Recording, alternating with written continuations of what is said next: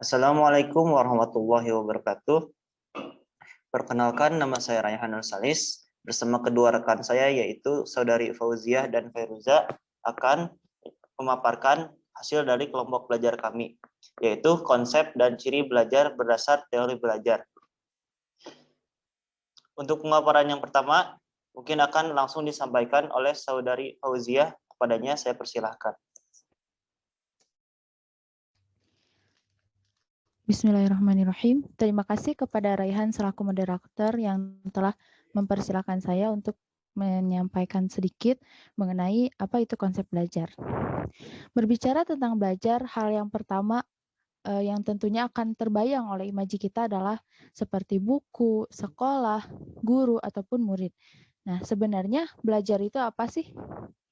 Belajar dalam arti luas merupakan suatu proses yang memungkinkan timbulnya atau berubahnya suatu tingkah laku yang baru, yang bukan disebabkan oleh kematangan dan sesuatu hal yang bersifat sementara sebagai hasil dari terbentuknya respon utama.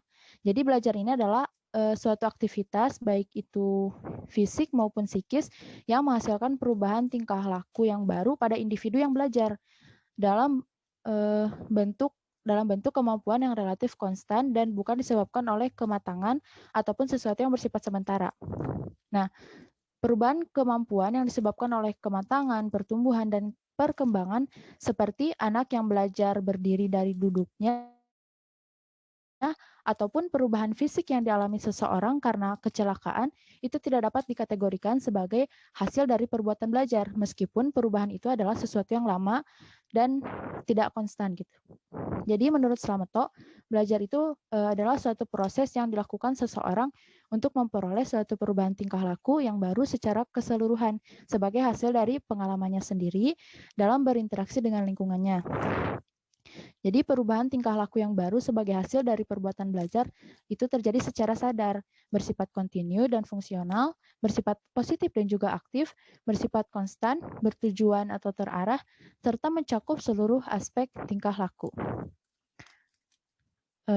Ciri-ciri perubahan tingkah laku tersebut sebagai hasil dari perbuatan belajar tampak dengan jelas dipaparkan oleh beberapa ahli sebagai berikut.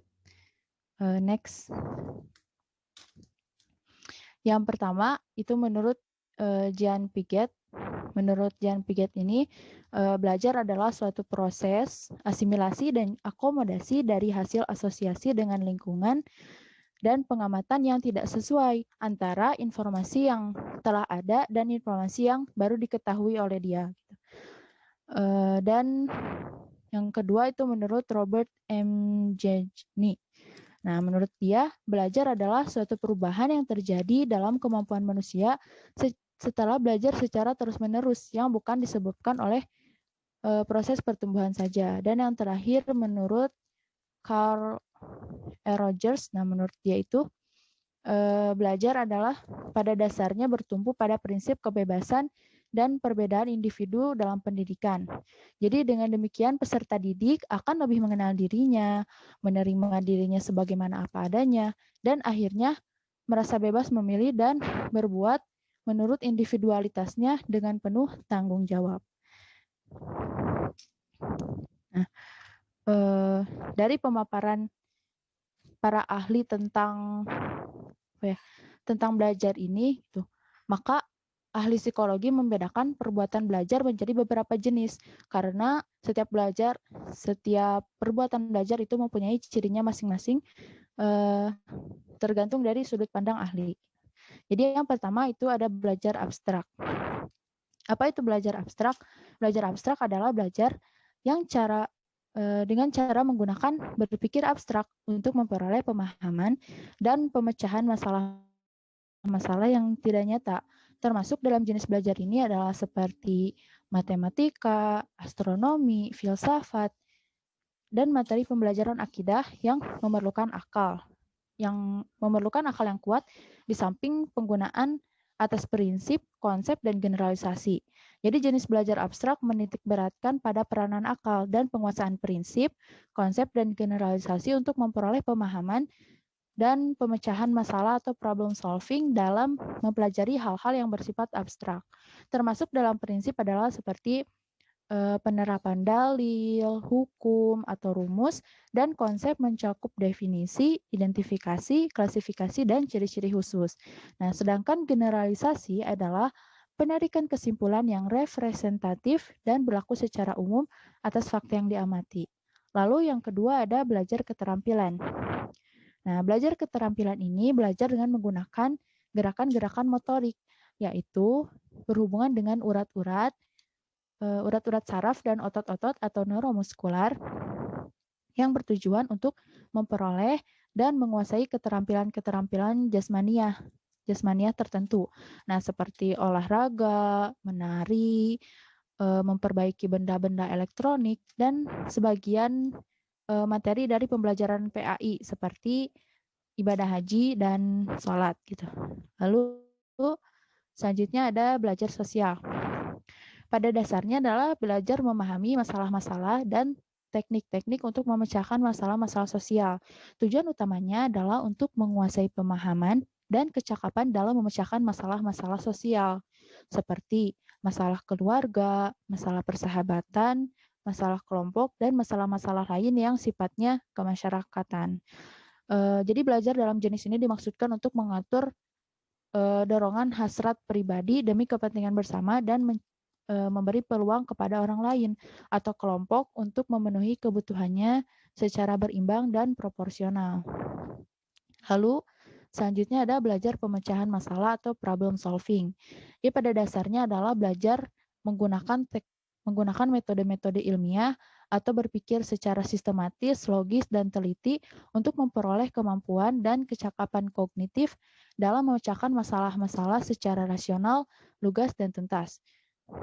Belajar pemecahan masalah ini menuntut kemampuan akal kita untuk menguasai konsep-konsep, prinsip-prinsip, dan generalisasi, juga tilikan akal gitu. Nah, tadi kan sudah saya jelaskan di belajar abstrak yang pertama ya. Jadi untuk keperluan belajar ini, hampir semua bidang studi dapat dijadikan sebagai sarana untuk belajar pemecahan masalah, terutama pada pembelajaran eksakta. Lalu selanjutnya ada belajar rasional. Jadi belajar rasional ini erat kaitannya dengan problem solving yang barusan sudah dipaparkan, hanya saja bedanya untuk belajar rasional ini, bidang studi non-eksakta pun dapat memberi efek yang sama dengan bidang studi eksakta dalam belajar rasional ini. Lalu selanjutnya ada belajar kebiasaan. Jadi belajar kebiasaan ini diartikan sebagai proses pembentukan kebiasaan-kebiasaan baru ataupun kebiasaan yang lama dengan kita perbaiki gitu. Tujuan jenis belajar ini adalah untuk memperoleh sikap-sikap dan kebiasaan-kebiasaan perbuatan baru yang lebih tepat dan positif, juga selaras dengan kebutuhan ruang dan waktu. Lalu selanjutnya ada belajar apresiasi. Belajar apresiasi adalah belajar mempertimbangkan atau judgement arti penting dari suatu objek, nilai suatu objek gitu. Tujuannya agar peserta didik memperoleh dan mengembangkan kecakapan ranah rasanya atau affective skill sebagai kemampuan untuk menghargai nilai suatu objek secara tepat. Nah, bidang-bidang studi yang dapat menunjang pencapaian tujuan belajar apresiasi ini antara lain seperti sastra, kesenian, menggambar, dan lain-lain. Lalu yang terakhir ada belajar pengetahuan. Belajar pengetahuan adalah belajar dengan cara melakukan penyelidikan secara mendalam terhadap objek pengetahuan tertentu yang bertujuan untuk menambah informasi dan pemahaman terhadap pengetahuan yang biasanya lebih rumit dan memerlukan kiat khusus dalam mempelajarinya, gitu, seperti menggunakan alat-alat laboratorium dan penelitian lapangan. Jadi bertitik tolak dari berbagai pandangan sejumlah ahli mengenai belajar gitu ya, dari yang tadi saya sudah paparkan, meskipun berbeda-beda, tapi ada satu kesamaan gitu. Terdapat kesamaan bahwa makna konsep dari belajar ini selalu menunjukkan kepada suatu proses perubahan perilaku seseorang berdasarkan praktek atau pengalaman tertentu. Mungkin cukup sekian yang dapat saya sampaikan. Saya kembalikan kepada moderator.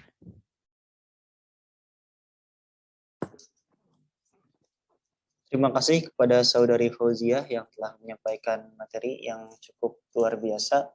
Mungkin untuk pemaparan yang kedua akan disampaikan oleh Saudari Fairuza. Padanya saya persilahkan.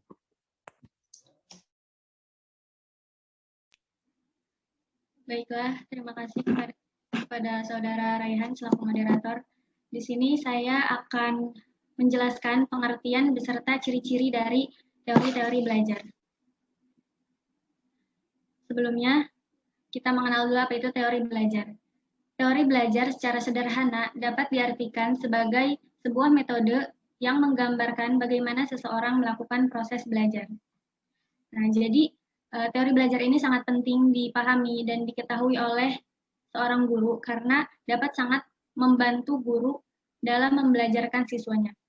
Dengan memahami teori belajar ini, guru akan memahami proses terjadinya belajar pada diri manusia, sehingga guru akan mengetahui apa yang harus dilakukan oleh siswa agar dapat mengoptimalkan belajarnya atau agar dapat belajar secara optimal. Di sini saya akan menjelaskan ketiga macam teori belajar. Yang pertama yaitu teori belajar behavioristik. Teori belajar behavioristik adalah teori belajar yang menekankan pada tingkah laku manusia sebagai akibat dari interaksi antara stimulus dan respon.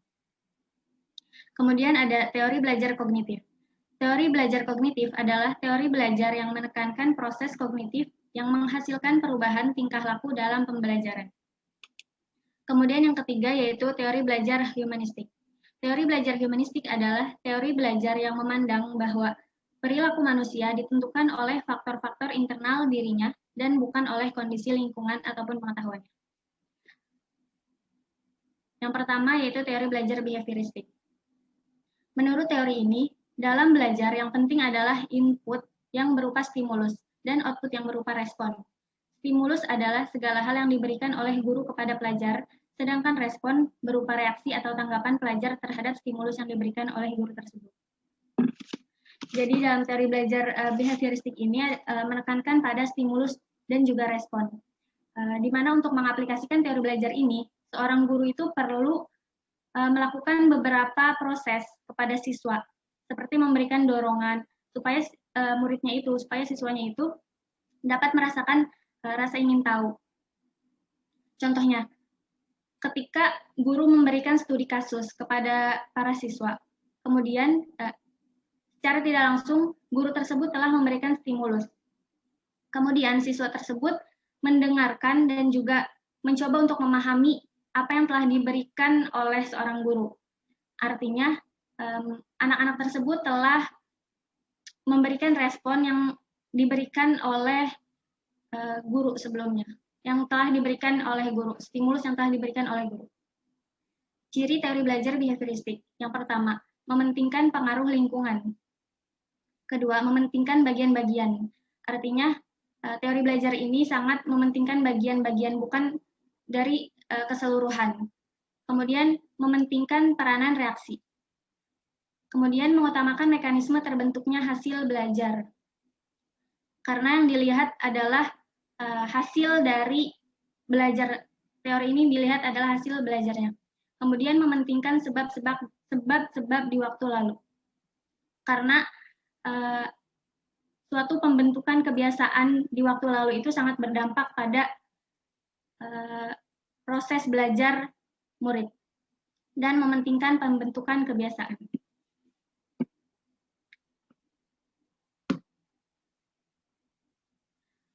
Dan yang kedua yaitu teori belajar kognitif. Menurut teori ini, proses lebih penting daripada hasil belajar. Belajar merupakan proses internal yang mencakup ingatan, retensi atau daya tampung, pengolahan informasi, serta emosi dan aspek-aspek kejiwaan lainnya. Belajar merupakan proses berpikir yang sangat kompleks. Teori belajar kognitif ini lebih melibatkan proses berpikir yang kompleks karena pengetahuan yang telah dimiliki oleh seseorang sebelumnya itu dapat sangat menentukan hasil belajarnya. Teori belajar ini menjelaskan bahwa proses bagaimana suatu ilmu yang baru itu berasimilasi dengan ilmu yang sebelumnya telah dikuasai siswa.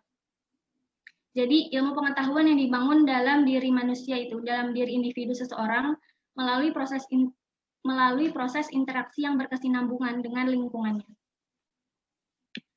Ciri-ciri teori belajar kognitif yaitu mementingkan apa yang ada pada diri manusia. Karena teori belajar kognitif ini juga adalah belajar bahwa aktivitas internal itu terdiri dari beberapa proses seperti pemahaman, mengingat, mengolah informasi, problem solving, analisis, prediksi, dan juga perasaan. Jadi sangat menekankan pada internal diri manusia gitu. Ada juga yang mengibaratkan bahwa teori belajar ini seperti sebuah komputer di mana proses awalnya itu adalah input data yang kemudian diolah hingga mendapatkan hasil akhir. Kemudian mementingkan keseluruhan daripada bagian-bagian, mementingkan peranan kognitif, mementingkan kondisi waktu yang sekarang, dan mengutamakan pengertian dan pengalaman. Asumsi dasar teori belajar kognitif ini adalah bahwa setiap orang telah memiliki pengalaman dan juga pengetahuannya dalam dirinya masing-masing sebelumnya, di mana pengalaman dan pengetahuan tersebut telah tersusun, telah tertata dalam struktur yang kognitif.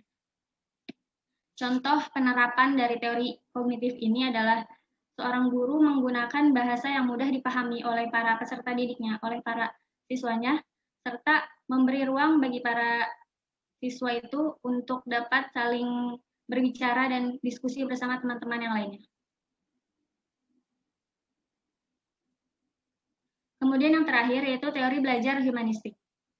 Teori belajar ini berusaha memahami perilaku belajar dari sudut pandang pelakunya, bukan dari sudut pandang pengamatnya. Tujuan belajarnya adalah untuk memanusiakan manusia, di mana seorang individu dapat mengaktualisasikan dirinya. Nah, teori belajar humanistik ini memandang bahwa belajar adalah usaha untuk memanusiakan manusia, di mana proses belajar itu dianggap berhasil atau dianggap sukses jika si pelajar memahami lingkungan dan dirinya sendiri. Teori ini juga berusaha memahami perilaku belajar dari sudut pandang pelakunya atau dari sudut pandang seorang siswa, bukan dari sudut pandang pengamatnya atau bukan dari sudut pandang seorang guru. Ciri-ciri teori belajar humanistik: mementingkan manusia sebagai pribadi, mementingkan kebulatan pribadi, mementingkan peranan kognitif dan afektif, mengutamakan terjadinya aktualisasi diri dan self-concept. Karena di teori belajar humanistik ini dikatakan berhasil apabila seorang siswa itu bisa mengaktualisasikan dirinya dan lingkungannya. Mementingkan perseptual subjektif yang dimiliki tiap individu. Prinsip dalam teori belajar humanistik. Manusia mempunyai cara belajar yang alami. Belajar signifikan terjadi apabila materi pelajaran dirasakan murid mempunyai relevansi dengan maksud tertentu.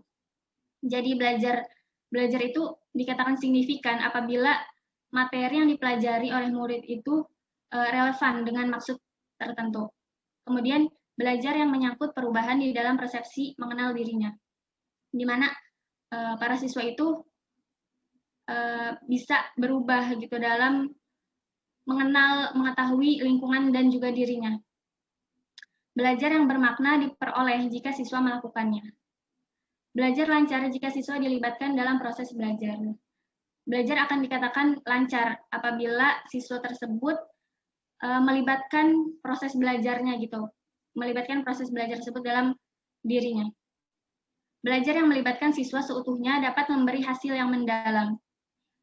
Kepercayaan pada siswa ditumbuhkan dengan membiasakan untuk mawas diri atau untuk mengintrospeksikan dirinya. Dan yang terakhir, belajar sosial adalah belajar mengenai proses dasar. Nah, pemikiran humanistik ini mendesak bahwa agar di dalam mengajar itu guru harus memperhatikan minat dan juga kebutuhan seorang siswa atau seorang anak. Dan lebih jauh lagi dapat menciptakan lingkungan yang sehat secara sosial dan juga emosional, yang ditandai dengan adanya penerimaan dan rasa yang saling menghargai. Seperti itu pengertian dan ciri dari ketiga teori belajar, yaitu belajar behavioristik, kognitif, dan humanistik. Dari ketiga teori belajar tersebut tentunya memiliki kelebihan dan kekurangannya masing-masing. Dan tidak ada satupun teori belajar yang dapat menjelaskan secara tuntas seluk-beluk belajar manusia. Oleh karena itu, hendaknya seorang guru tidak terpaku pada satu atau dua teori belajar saja, melainkan dapat mengaplikasikan teori belajar tersebut sesuai dengan kondisi faktual, keberagaman, tingkat perkembangan, dan sasaran, serta tujuan dari belajar. Dan untuk mengoptimalkan hasil belajar, guru juga harus memadukan beberapa teori belajar, tapi juga harus diingat bahwasanya tidak semua teori belajar itu dapat dipadukan begitu saja dalam satu sistem. Mungkin seperti itu saja yang dapat saya sampaikan. Kurang lebihnya mohon maaf. Saya kembalikan ke moderator. Terima kasih. Ya, terima kasih kepada Saudari Fairuza yang telah menyampaikan materi yang juga luar biasa. Mungkin untuk terakhir akan disampaikan oleh saya sendiri.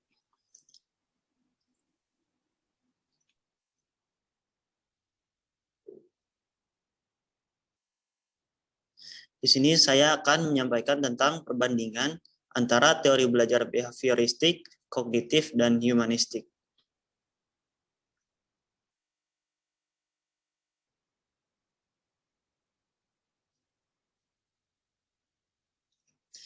Yang pertama, teori behavioristik. Kelebihannya, yang pertama adalah sangat cocok untuk pengembangan kemampuan praktis. Apa itu kemampuan praktis? Kemampuan praktis adalah kemampuan untuk melaksanakan atau menerapkan suatu ilmu langsung di lapangan. Misalnya anak-anak SMK, anak-anak SMK dan sebagainya, anak-anak bahasa dan sebagainya.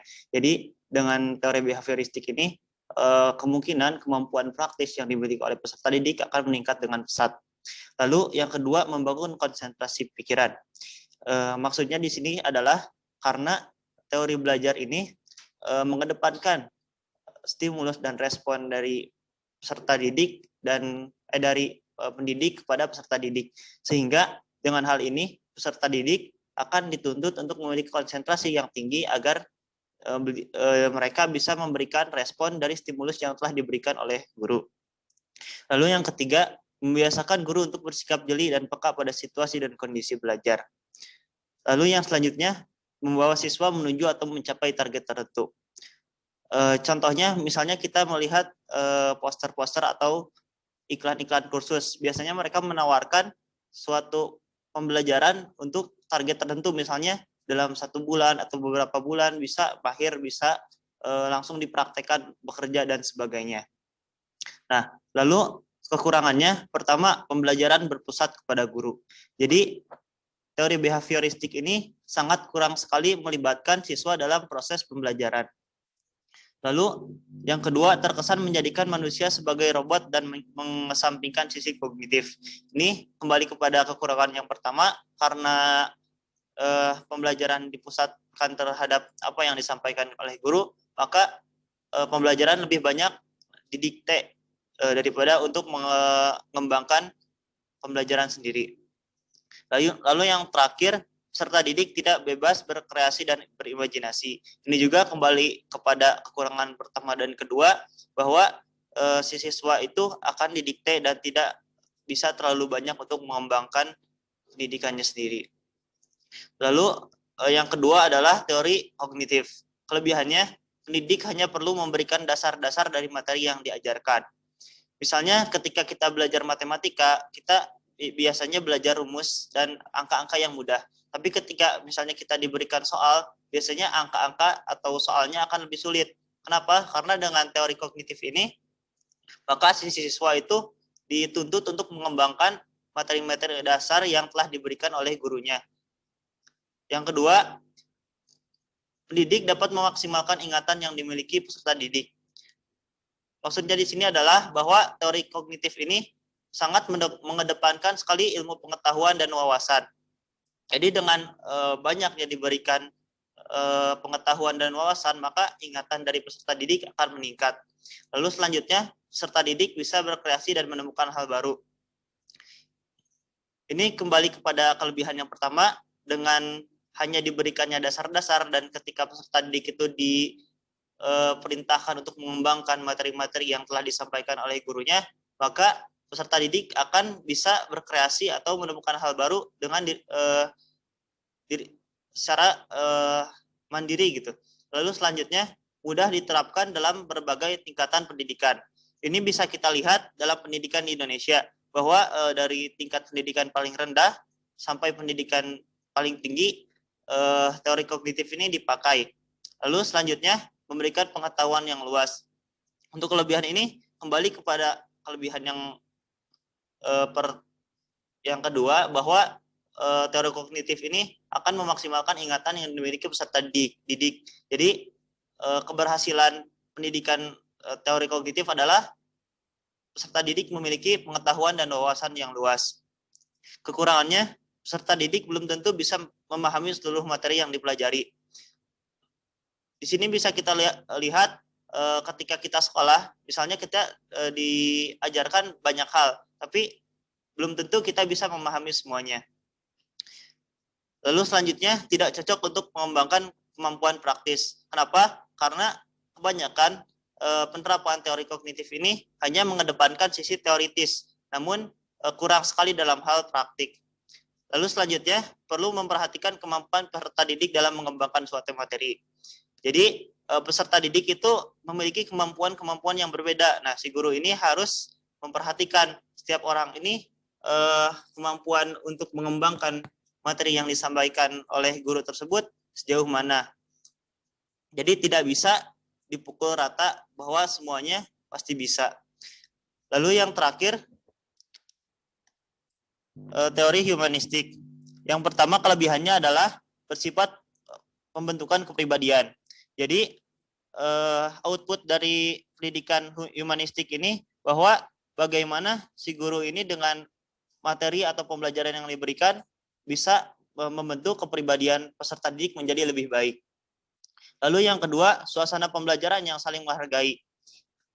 Hal ini disebabkan karena teori humanistik ini mengedepankan dari sudut pandang peserta didiknya, bukan dari pendidiknya. Maka hal ini akan menyebabkan atau berdampak pada peserta didik dan pendidik yang akan saling mengerti satu sama lain.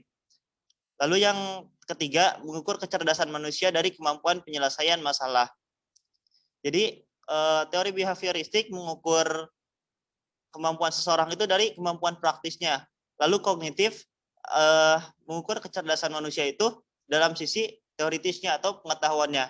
Nah, humanistik ini mengukur kemampuan seseorang dari penyelesaian atau penerapan pengetahuan atau praktisnya ke dalam sesuatu yang lebih nyata di masyarakat.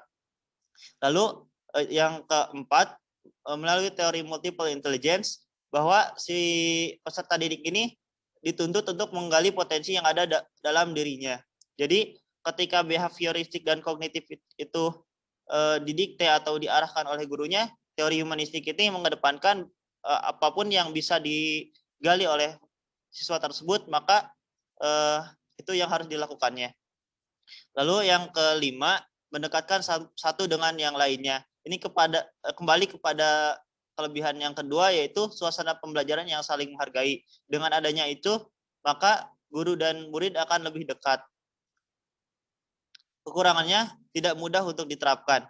Kenapa tidak mudah diterapkan? Karena dengan sudut pandang peserta didik yang berbeda satu dengan yang lainnya, maka pembelajaran akan menjadi dinamis gitu. Jadi tidak mudah untuk diterapkan. Yang kedua, kebebasan yang diberikan mungkin disalahgunakan. Jadi dalam teori humanistik, karena mengedepankan sudut pandang dari peserta didik, maka terkadang kepercayaan itu disalahgunakan. Misalnya ketika dalam kerja kelompok, ada sebagian orang yang benar-benar serius untuk mengerjakannya, tapi ada sebagian peserta didik yang hanya main-main, bahkan tidak ingin untuk ikut serta dalam kerja kelompok tersebut. Jadi itu yang dimaksud dengan kebebasan yang disalahgunakan. Lalu pemusatan pikiran akan berkurang dan terjadinya bias dalam tujuan. Ini kembali kepada kekurangan yang pertama, bahwa pembelajaran akan terjadi secara dinamis. Maka tujuan atau target dari pembelajaran akan mungkin bisa menjadi bias atau tidak terarah. Lalu kekurangan selanjutnya adalah tidak bisa diuji dengan mudah. Ini juga kembali kepada yang pertama bahwa penerapan teori humanistik ini akan menjadi sangat dinamis. Nah, masalahnya ketika misalnya di satu sekolah dengan sekolah yang lain berbeda, akan sulit sekali misalnya ketika dibuat soal oleh orang lain. Misalnya kita kenal dengan UN, dengan ujian tingkat provinsi dan sebagainya. Karena soalnya tidak dibuat oleh guru tersebut, maka terkadang soal atau masalah yang keluar di dalam soal berbeda dengan apa yang dibahas dalam pembelajaran. Dan itu menyebabkan hal ini sulit untuk diuji.